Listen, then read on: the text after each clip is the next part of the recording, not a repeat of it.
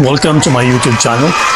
If you are looking for a single word adjective to describe an artist who knows a lot about many things, well, I could use the word multidisciplinary artist because our guest is a full-time exhibiting watercolorist.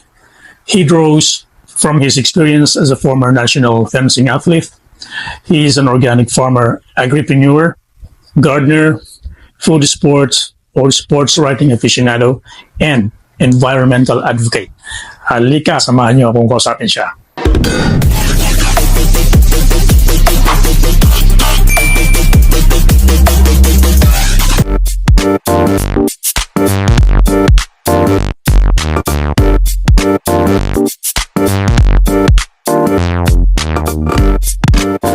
Itong ating bida continues to express his reverence for nature, love for plants, interiors, and he explores his fascination for light and shadow. Through his art, he follows his personal mantra of finding God in all things, as he aspires to express his sense of wonder on the beauty and mystery of life.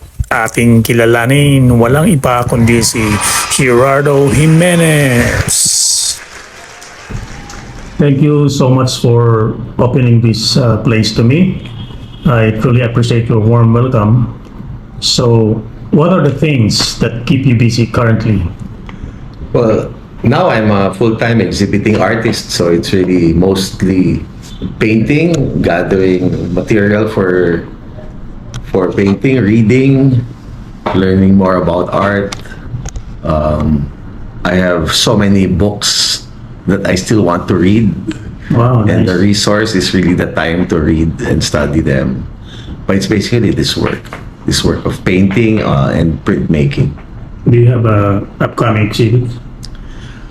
Right now, I'm preparing for a solo exhibit in Altomondo, October this year. I'm also joining an art fair, Gateway Art Fair also in October. Wow, So they're nice. just a few weeks apart, and then a possible participation in an exhibit in National Museum. It's not yet final. Plus the group shows that are organized practically on a monthly basis. So I'm very grateful to have these opportunities. And then, all right, let's dive into the world of art with you. What was your childhood like? Were you fortunate to have a very active and playful childhood? Yes. My earliest memory was when my family was renting a house in Santa Ana, Manila. And that house was within a larger compound of the landlord of that house. So there were a lot of gardens that we could play in. And I remember being able to play there. And I also remember that early on, I had this love for plants. I would look at them, I'd play with them, I'd pick the flowers or the leaves or the fruits. So I liked the plants. I also know that my mother used to say she would bring me along when I was probably around 3-4 years old. She'd bring me along to her appointments or to her mahjong. And as long as she would give me a toy, Yes. I'd already be quiet. I'd already be occupied with playing with that toy. So I would say that my childhood was full of play with toys or with the garden or with later on sports, basketball. I that's another interest I had since I was young, which I got from my father. I like to do sports also. So what about drawings or doodling drawings or something? I have even some. My mother managed to keep some of my paintings from when I was around 6 or 7 years old, including some oil paintings. Yes. So I remember that I was doing that around 6 years old when we already moved from Santa Ana to Makati. We were then renting a place along Yagi Street in San Antonio Village. So from a more garden type place in Santa Ana, now it was in the middle of the city.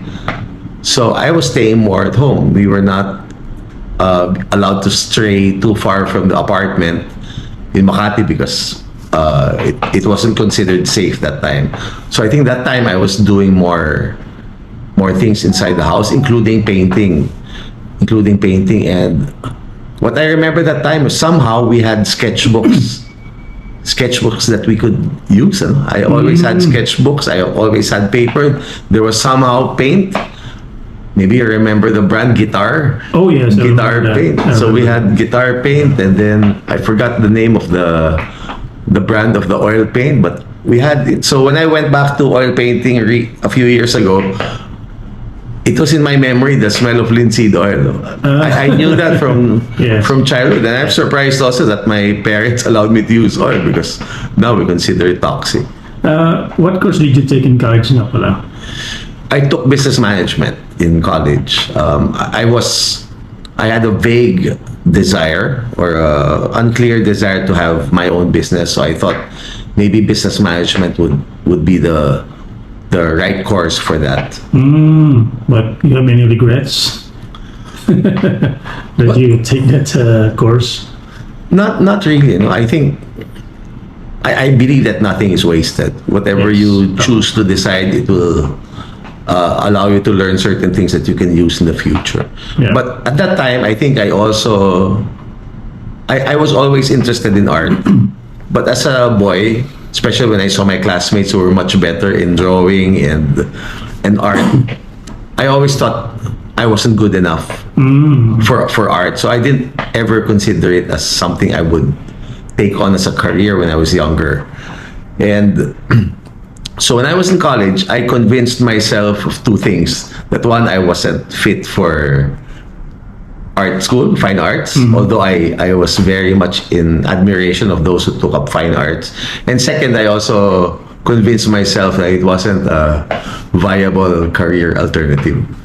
I've heard about your activeness in fencing, but before you say something, para sa mga nanonood, fencing po is a physically and mentally demanding sport that requires speed, agility, endurance, and strategic thinking.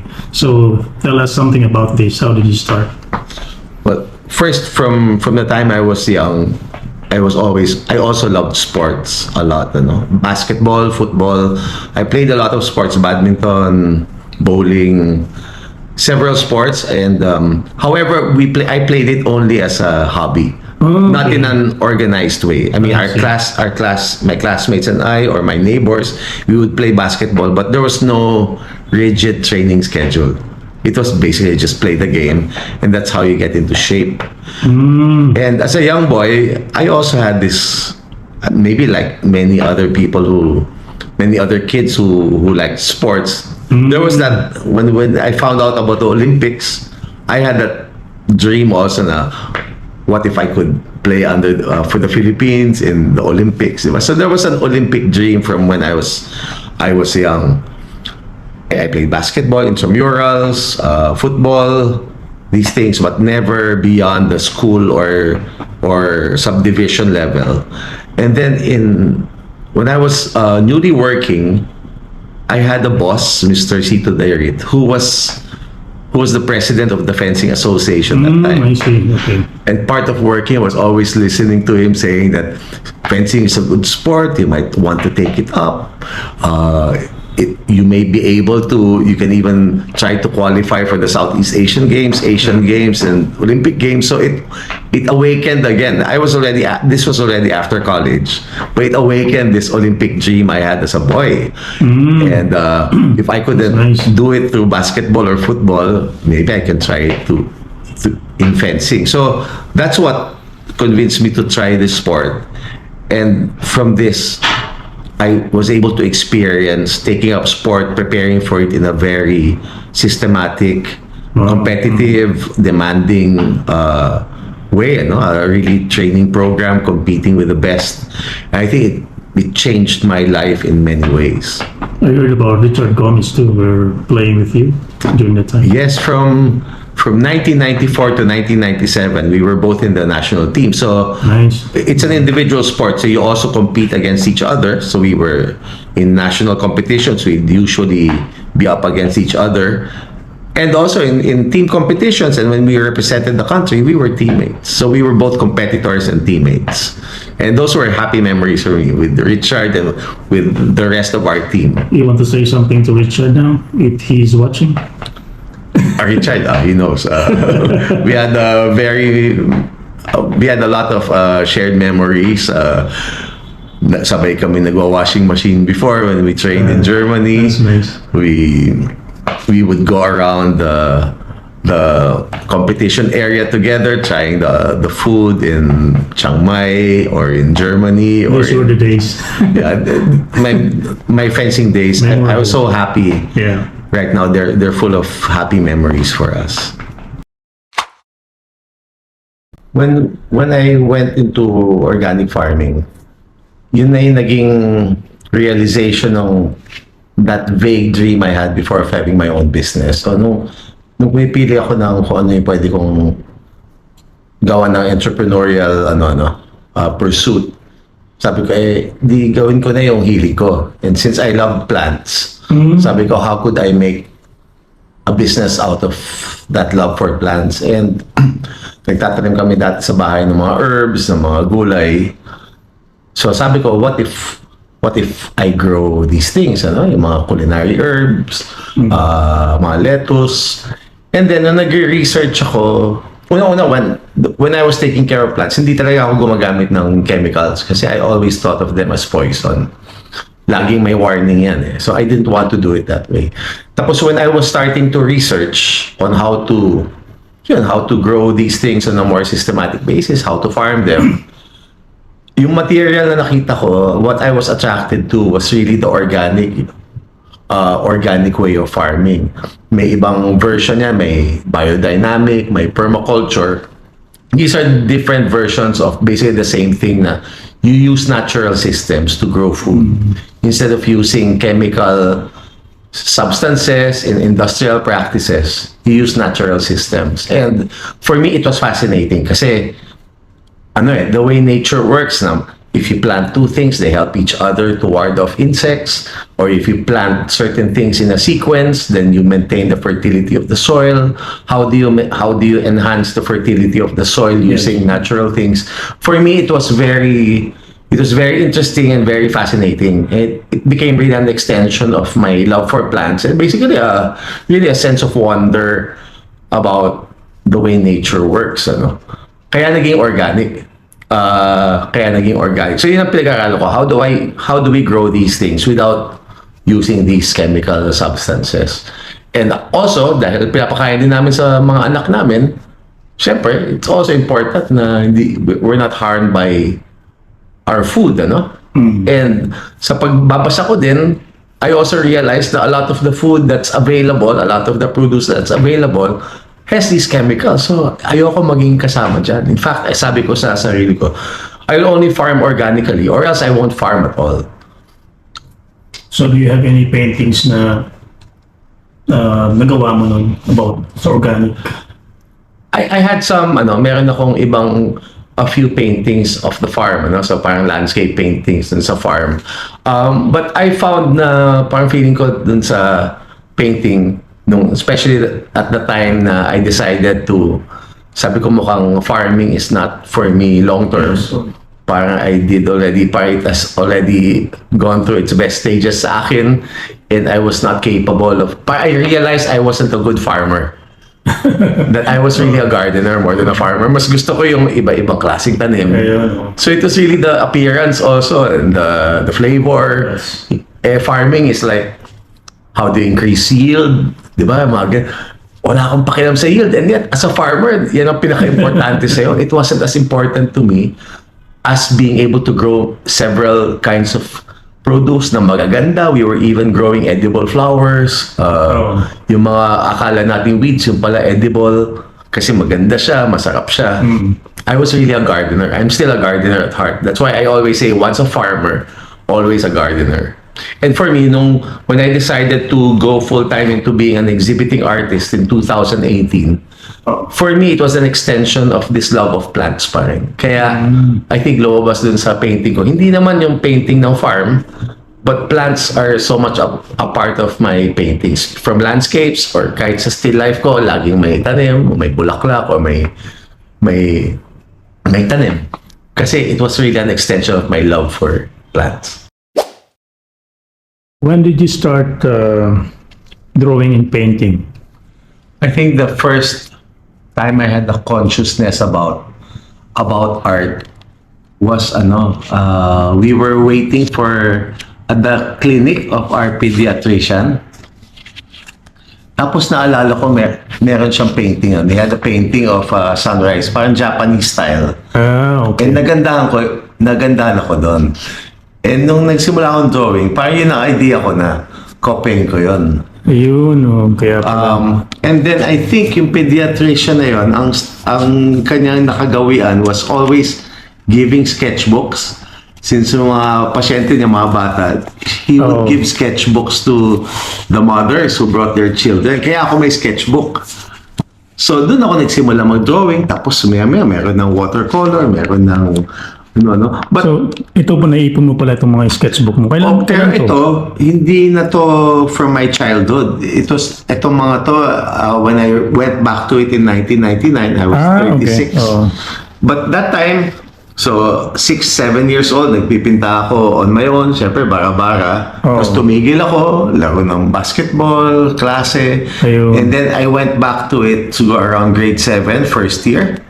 Ang naalala ko noon, yung mga kaibigan ko nagba-basketball sa labas, nakikita ko sila sa bintana habang ako nagpipinta. So mahilig ako sa sports, pero that time nagpipinta ako kahit na pwede mag-basketball. And then tigil na naman, alam mo naman, college, nandiligaw, chicks, studies, at lahat tigil na naman. And then when my family was very young, bumalik na naman ako. That was around 1999. Tapos yung aking teammate sa fencing, si Jean Gonzalez of Cafe Isabel, nung nalaman niya na I was going back to painting, sabi niya, I have a group. Meron kaming group, tawag namin Wednesday group or Blumentritt group, because they were meeting along Blumentritt Street sa San Juan. Sabi niya, sali ka doon as my guest. So from that time on, I would join their Wednesday sessions, And yun na naging exposure ko to the life of an artist, because these were, ngayon, ang dami sa kanila, mga tanyag na. That time, they were younger, pero very dedicated to their work.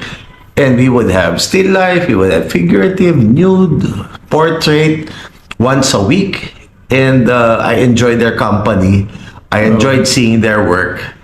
I also felt na, sila magagaling. Ako that time, ito sa hobby. I didn't feel I was as good as them. So parang feeling ko saling pusa lang talaga ako sa kanila. So can you tell us what initially sparked your passion for painting, and how did you develop your unique style? Well, again, when I go back to my childhood, I think, I have a vague memory of seeing flower arrangement or a still life, possibly done by a Dutch master, because I had a painting that tried to copy that. Of course, as a 6-year-old, you cannot, but I made an attempt. I was happy na I had that confidence as a 6-year-old to say, kaya kong kopyahin to. So I tried to make that. But I think that was the time na I was developing this interest in art. When we transferred to Cainta, we had a neighbor who went on to become a very well-known great painter. Si Tessie Duldulao, she was known for her pastel, and she was also doing watercolor. And that was I got to know their family, we became friends, and I'd see their house, and I said to myself, this is how an artist lives. Their house was beautiful, full of really nice paintings, and her work was good. So I think that inspired me also. So what aspects of your work are you interested in? Yun na ba yun? I think malaking influence ni Tita Tessie sa still life. Most of my exhibited work in my solo shows have been still lifes. And I think that shows her influence sa akin. But I think generally, if I had to if I had to identify, I do nature paintings, I do still life, I do landscape, urbanscape. I'm also doing portrait. Basically, a lot of genres. I'm interested in many things. But as far as exhibited work is concerned, as an exhibiting artist, I've been exhibiting mostly the still lifes. What is the story behind these sketches that you had? Okay, this is a sketchbook. When I went back to painting from 1999 to 2001, I was able to make 2 sketchbooks. This is one of them. And now looking back, I could see the flaws or the shortcomings I had from that time. Okay. Like basically, the tonal value wasn't so much. And I remember one of my friends, the famous Gig de Pio, saying that it's all tones, tones, tones, which I didn't understand that time. So after this, in 2001, I stopped painting and drawing again for 14 years Wow. to concentrate on raising the family. And I didn't touch a pencil or a brush for 14 years. But in 2015, I found a chance to paint again. And when I did, after a 14-year layoff, I was able to eventually do this, which I felt was better than anything I had done 14 years ago. So I sabi ko, wala akong practice. Oh. And then I was able to do this. So parang feeling ko, I understood now better what Gig de Pio and my other artist friends were saying 14 years ago. And because of this, nabuhayan ako doon. Sabi ko, parang, I felt it was a belated gift. And I also said that I had my reasons for stopping painting for 14 years that time. But from now on, whatever happens, whether it's a hobby or anything, I'll never stop painting or drawing already for the rest of my life. And indeed, I haven't stopped. So, and since that time, I've accumulated an additional 69 sketchbooks Wow, dami na rin. from that time in 2015. So after almost 10 years, mga 70 sketchbooks. So it's really practice. I think also my experience in sports just made it clear to me also na in any skill you have to practice. So practice and practice. Don't be afraid to make mistakes. You always learn from them. And the next painting or the next drawing is going to be your best work. So speaking of painting, what about this one, your self-portrait? Okay, this is I personally find it a bit grotesque, this painting. Okay, got A it. bit dark. Yes. But I like it because this is my first self-portrait in oil. I just took up oil fairly recently compared to my watercolor. And I did this in oil and I made this portrait also using the palette knife. I didn't use a brush. Okay. So I was just satisfied with that milestone of sorts for myself that I'm now doing oil, that I paint with a palette knife, and I was able to do a self-portrait using oil and the palette knife. Can you walk us through your creative process, including your watercolor and in any medium? Okay. Generally, I have a fondness and a respect for the practices of the classic painters from before. I mean, the best artists we've had, that includes even people na hindi natin naabutan, like Monet, Van Gogh, but also Amorsolo, Manansala. And there are 2 practices that I distinctly remember them doing. One is painting in plein air or in open air on location, which Monet, Van Gogh have been known to do, and we know how great their works are. So there's value in painting on location because of the natural light, because you feel the connection to your subject. You can sense your subject in many ways, from smell to sight to what you hear. And because of that, you're more familiarized with your subject. And that means maybe you can depict it better in your work. The second practice that they also have done is to create studies. These are small trials of what they plan to make on a bigger scale. Usually in pencil, we call them tonal studies. Sometimes they're color studies. And I've learned to incorporate that also in my work. So if we talk about process, when I see a place or when I have an idea of what I want to paint, first I practice. I practice whenever I can, painting on location or painting from life, not just from photos. And then second, I always make studies also before I make the painting. So if I make my mistake in the small one, I use less time, and I'm able to apply or learn, adjust from those mistakes when I'm already in my actual work. So how do you transition from an idea to a finished piece?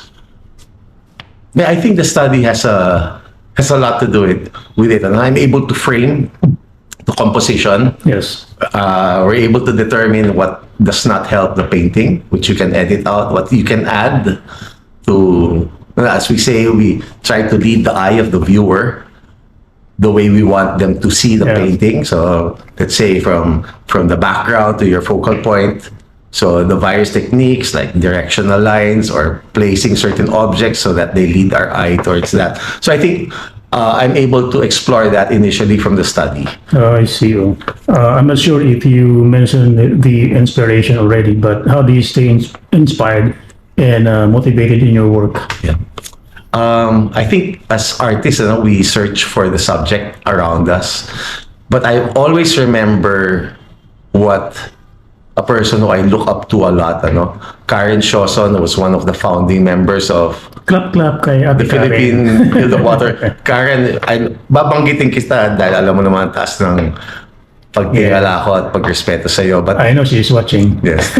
But what Karen told me that time is, you may be, in effect, you may be searching for your subject outside you, but actually what you're doing is you're searching for it inside you. So I think if we look at art as trying to express what is really inside you, I think this opens up our idea to what a subject can be. And pag ganon, I think we'll always stay inspired.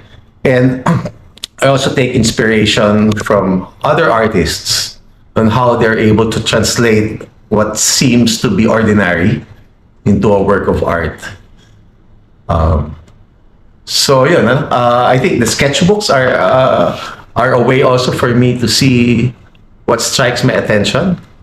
So I frequently go back to my sketchbooks and see ano ba yung saan ba ako interested, and then maybe I can explore that deeper, tackle that subject deeper, or find out also bakit ko ba nagustuhan yun.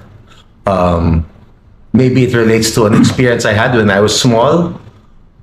So because I also believe the reason why I'm here is I believe practicing art, whether it's your profession or just your hobby or just interest, it's a way for us to know ourselves better, to reflect on our experiences, and then also I think art is a way to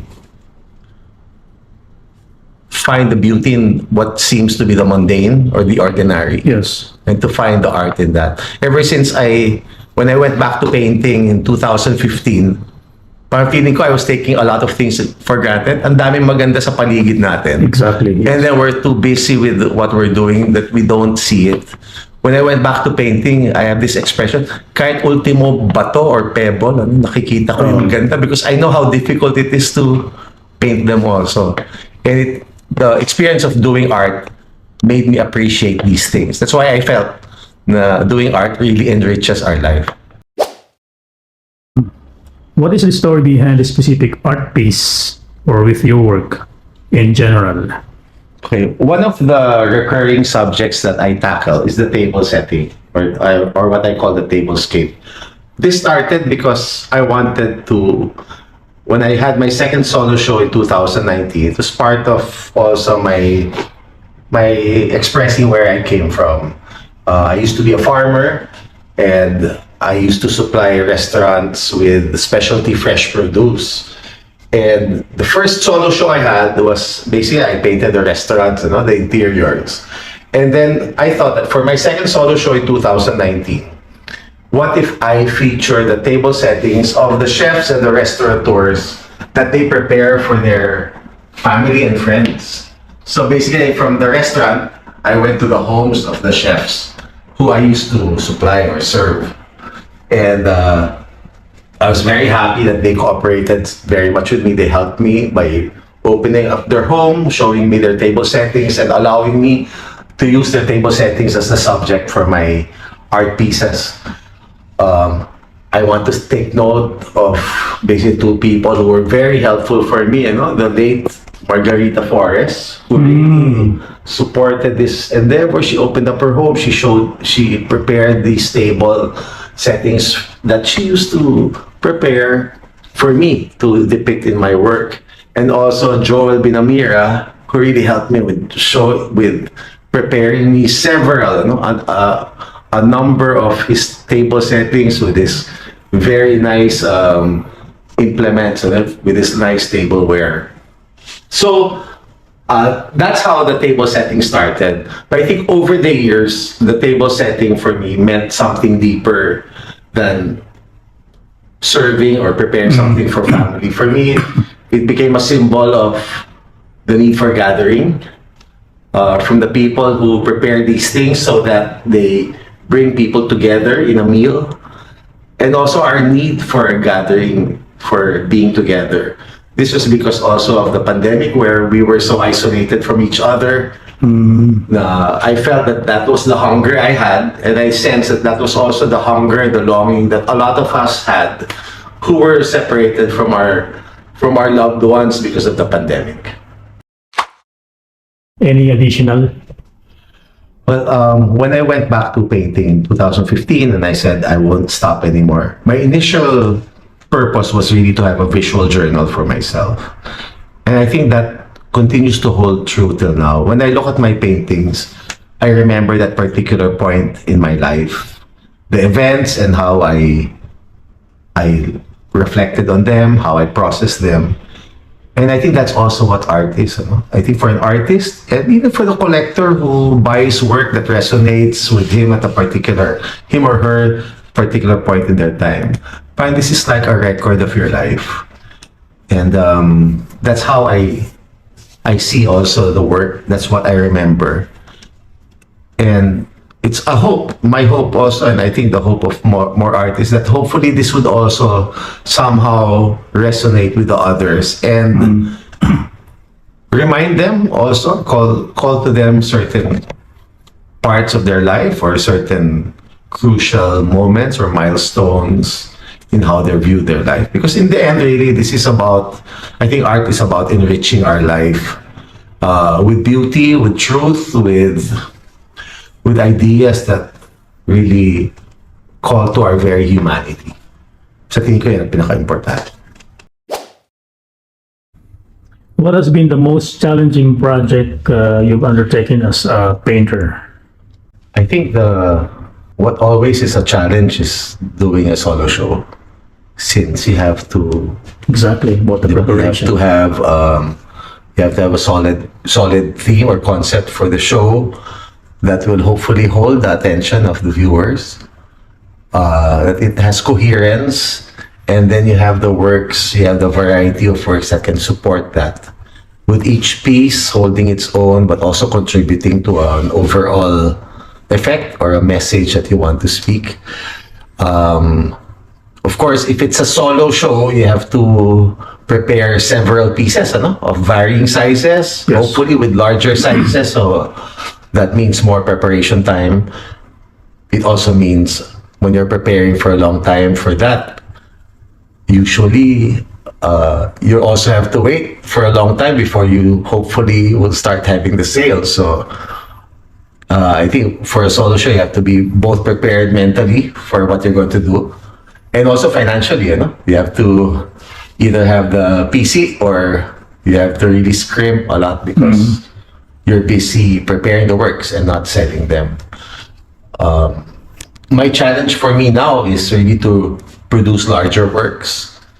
And that's why in my pieces now, I had before small ones, but now my canvases that I'm preparing are larger. Yes. This one is larger also. So this is my personal thrust for this year, to come up with larger work in oil and watercolor and also in printmaking. It's amazing that you have so many mediums aside from watercolor, acrylic. What else?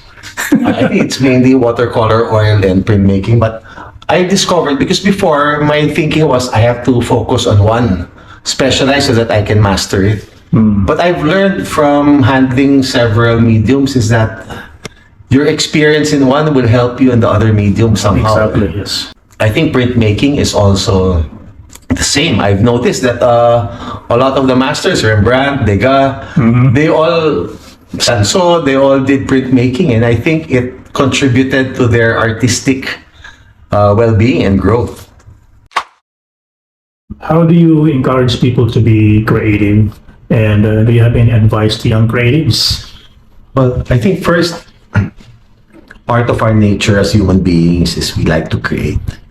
And I think the best example of creating something is art, because it's uniquely ours. It's something that only we can do. No one else can replicate it. And it is part of our nature. You know? We want to do this. And I know that from my own life. I mean, I had other work also. And I realized, nalaman ko na aside from the things that I was doing, there was a part of me, inside me, that wanted to do something more. And it happened to be that my interest was also in painting. So my advice is, if there is that urge for you to do some kind of art, whether it's dancing or writing or creating music, acting, that is part of your nature. And that's something that if you don't exercise that, if you don't try to explore it and express it, it's going to be a void in your life as you go older. So if you have that curiosity, if you have that desire, do it. You know? If you have other work that's keeping you busy, that's fine. Keep it as a hobby, whether it's 5 minutes a day or 10 minutes or whatever time you have. Do it because una it will make you happy. And it's already being proven, not just in theory, but also in science, that art is healing. So this is a way we also process our own crisis, our own troubles, our own problems. It's a way for us to get to know ourselves better, to understand the events in our lives. And if it even goes beyond the point that it becomes a source of, let's say, a career for you, then all the better. But it doesn't even have to be a career for it to be enriching for every one of us. And if you're not so much into drawing or painting, you can be the aficionado, you can be the collector. Yes. Because it's, as a collector, you find something that resonates with you, you know? And there's also another thing. When a collector purchases a piece of art, you also allow that artist to continue working. Ayun. Kanino ka dapat magpasalamat? Kaya madaming tumulong. Ano? I don't think we can survive, we can do this without if them. not for ano. There's so many, but I'd like to make mention of a few. Ano. Una, and these were my special guests of honor during my solo exhibit. Around the time I went back to painting, I discovered that someone who lived in the area I used to live in, Mr. Peter Sutcliffe, a retired British journalist who was also very good as an artist, was holding Wednesday morning sessions with his neighbors. So I asked if I could be part of that group. And when I joined that, Peter showed us, it was like a weekly art class for us. He told us about art history. He showed us how to repair our work. He showed his work, which was very inspiring from us. We were able to show his work. It was such a fun and enriching Wednesday morning that I had for several years, beginning 2016. So I think he gave me the knowledge as well as the confidence to consider this more seriously, even beyond a hobby. So, utang na loob ko talaga kay Peter Sutcliffe. And if you get to listen to this, Peter, I've told you this so many times. I'm able to do this because of your inspiration and your teaching. Another person I want to also credit, he was also a fellow guest of honor is my high school teacher, Mr. Onofre Pagsangan, because I think he showed me the value of art. He was my English teacher. He was able to communicate, bring to us the beauty of the language, of literature, and also of art. I was also under his I was also in his theater group, Dulaang Sibol, in high school, and we just learned a lot of things, and I grew to appreciate the value of art through him. And when I told him that I was considering becoming a serious artist, the first thing he said was, to be an artist, you have to be brave. I mean, he has imparted so many lessons to me over the years, and even until now, and he's in his 90s, in his late 90s, so he continues to be an inspiration. There are many more that I want to thank you, but if you're listening to this, you know who you are, and this wouldn't be possible if not for the support of so many of you. May nabanggit ka sa akin about sa outdoor archivist, and do you have an upcoming activity? Yeah. First of all, I'm very happy and grateful to be part of the outdoor archivist. Nabanggit ko earlier that a big part of my practice as a painter is doing plein air paintings or paintings on location in natural light. And the outdoor archivist, that's really what the group is all about. We want to promote plein air painting two ways. One is, it's a very valuable practice for artists to grow in their artistry, in their craft, in their skills. And also the other one is, we believe that the value of a plein air painting is special. Kasi una-una, not many people do it already. Especially in a country like the Philippines, mainit, several months of the year, umuulan. It's not, unfortunately, also in our places, we're usually prohibited from doing plein air paintings. While abroad, it's considered an acceptable practice. It's considered something that's really nice to see. So who organized this in a way? Well, we believe that the plein air painting has a character that is unique because it's fresher, raw. Hindi siya masyadong pulido, pero merong quality na it's hard to explain, but it's very different. It's very unique because we are more in touch with the subject. Yung nagsimula ang the outdoor archivists, we were invited by the great social realist painter and also teacher Renato Habulan to join an exhibit within the Ortigas Art Fair 2 years ago. And that exhibit within the art fair was an exhibit of plein air paintings, and Mang Ato told us, what if we exhibit our own? So we assembled a group, Erwin Malyari, Lito Balaran, Happy Navarro, and myself, to exhibit there. And we took that opportunity to say, maybe what if we make this an organization that will go beyond just one event. And si Erwin ang nag-coin ng term na we call ourselves the outdoor archivists, because basically we document a place at a particular moment in time through art, through a finished artwork done on the spot. And doon nagsimula yon. And then last year, we had an exhibit also of the outdoor archivist in Gateway Art Fair. And ang ganda ng response ng mga tao, tinatanong nila, ano ba yung plein air painting? They liked the work that we had. We had good sales of our plein air paintings. So sabi namin, there must be something here that we can offer others, fellow artists, and also the public. So sabi namin, what if we expand the group? So ever since November last year, we've been having once a month plein air sessions and inviting other artists to come. Yes. And we're so happy because usually around 25 to over 30 artists would participate.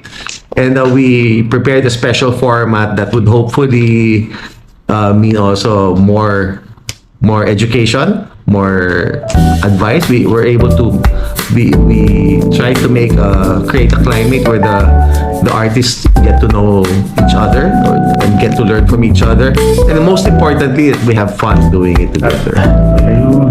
Thank you, Thundercats Joe, for the opportunity to share my story, to share my art with you and your viewers. I really enjoyed this interview. I enjoyed our conversation, and I urge everyone to subscribe Thundercats Joe.